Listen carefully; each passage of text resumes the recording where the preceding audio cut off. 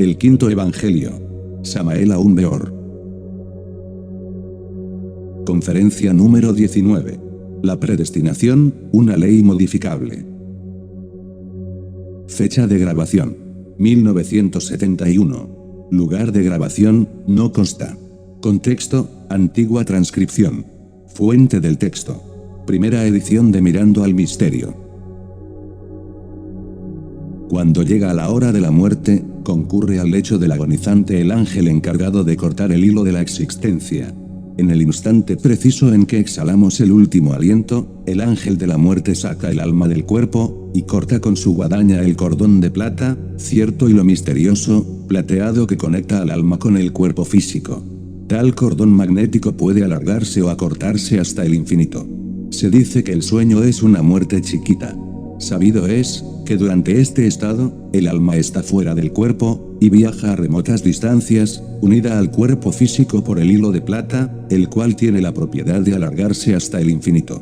Gracias a dicho hilo es como el alma puede incorporarse de nuevo al cuerpo físico en el momento de despertar, después del sueño. Los moribundos suelen ver al ángel de la muerte con una figura espectral, esquelética, ataviado con los trajes funerales. Es claro, que esta figura solo la asumen cuando están trabajando, fuera de su trabajo asumen figuras muy hermosas, ya de niños, ya de damas, o de venerables ancianos. Los ángeles de la muerte nunca son malos o perversos. Ellos siempre trabajan de acuerdo con la gran ley. Cada cual nace en su hora y muere exactamente en su tiempo. Las almas de los muertos recapitulan o repasan en forma detallada la vida que acaba de pasar. Este proceso se realiza siempre retrospectivamente. Durante tales procesos las almas recogen sus pasos, viven en aquellos lugares donde antes vivieron, repiten siempre lo mismo, los mismos hechos, los mismos sucesos. Cuando llegan a revivir los instantes de la primera infancia parecen niños.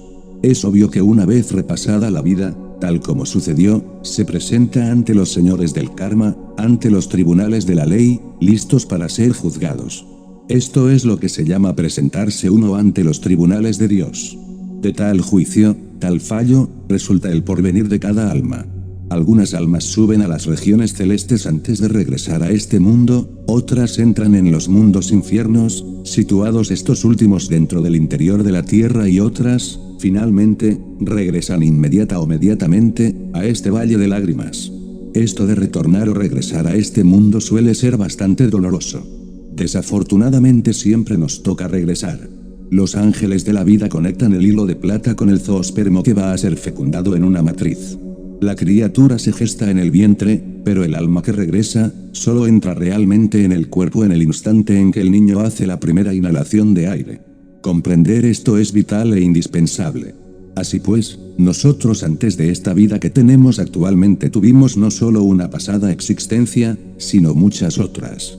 Cada cual nace de acuerdo con su propio destino, unos nacen en familias ricas y muy adineradas, y otros regresan o retornan entre gentes pobres y miserables. Si hicimos bien en nuestra pasada existencia, recogemos ahora el premio, volvemos a hogares donde nada nos falta y tendremos comodidades de toda especie. Si hicimos mal, si malgastamos el dinero, si fuimos avaros, si explotamos al prójimo, si cometimos el error de robar o de arruinar a otros, si hicimos mal uso del dinero, es evidente que nos toca volver entre familias miserables, vestidos con cuerpos de mendigos, infelices, hambrientos y desnutridos. Así cada cual recoge el fruto de sus propias acciones. Es ostensible que las gentes no recuerdan sus vidas pasadas, porque tienen la conciencia dormida. Si las gentes tuvieran la conciencia despierta, entonces es obvio que recordarían todas sus anteriores existencias. Uno debe esforzarse en hacer el bien, en hacer obras de caridad, vestir al desnudo, dar de comer al hambriento, dar de beber al sediento, enseñar al que no sabe, etcétera, etcétera, para que en su futuro retorno, para que de regreso a la tierra después de la muerte, renazca en hogares bellos, hermosos, entre gentes de buenas costumbres, con mucha abundancia, paz y prosperidad. Pregunta: ¿existen ángeles de la vida y ángeles de la muerte? Respuesta del maestro Samael: con el mayor gusto responderé a esa pregunta. Los ángeles de la muerte concurren a los lechos de los agonizantes, y viven normalmente en la quinta dimensión, en el mundo astral del cual nos habla el esoterismo y el ocultismo. Los ángeles de la vida tienen figuras de niños, saben mucho de medicina oculta, tienen poder sobre las aguas de la existencia, sobre la matriz, sobre el líquido amniótico, sobre los órganos creadores, y viven normalmente en la cuarta dimensión, en el mundo etérico. No hay duda de que los ángeles de la vida trabajan con las mujeres durante el parto. Ellos pueden abrir toda matriz y ayudar en todo nacimiento, suelen ser médicos asombrosos, realmente ellos son los encargados de conectar el hilo de la vida con el zoospermo fecundante, ellos son los agentes secretos que ayudan a toda mujer parturienta. Pregunta. Entonces, de acuerdo con lo que usted nos explica, existe la predestinación y puede uno llegar a cambiarla. Respuesta del maestro Samael. Vamos a dar respuesta a tal pregunta. Es ostensible que existe la predestinación. Realmente esta última es el resultado de todas las acciones buenas y malas de nuestras pasadas existencias. Si uno roba, le robarán, si mata, le matarán, etcétera, etcétera. Por ejemplo, voy a narrarles ahora un caso muy interesante. Sucedió que un joven y 3 compañeros amigos salieron de viaje desde México hacia los Estados Unidos. Empero tuvieron un acontecimiento trágico, el carro en que viajaban fue golpeado por otro, y en esto hubo contragolpes con otros vehículos que también circulaban por la carretera, con un saldo de 2 muertos y 2 heridos. Cuando nosotros investigamos en los mundos superiores pudimos evidenciar lo que es la ley de la predestinación. Uno de los muertos, el primero de ellos, fue dijéramos instantánea, pereció en el momento preciso del choque, otro sufrió quemaduras de 3er grado y después de 20 días exhaló el último aliento. El tercero fue el conductor del coche, el cual solo tuvo una dislocación del brazo y una pequeña herida en una pierna, y otro, el cuarto, sufrió tan solo una leve herida en la cabeza.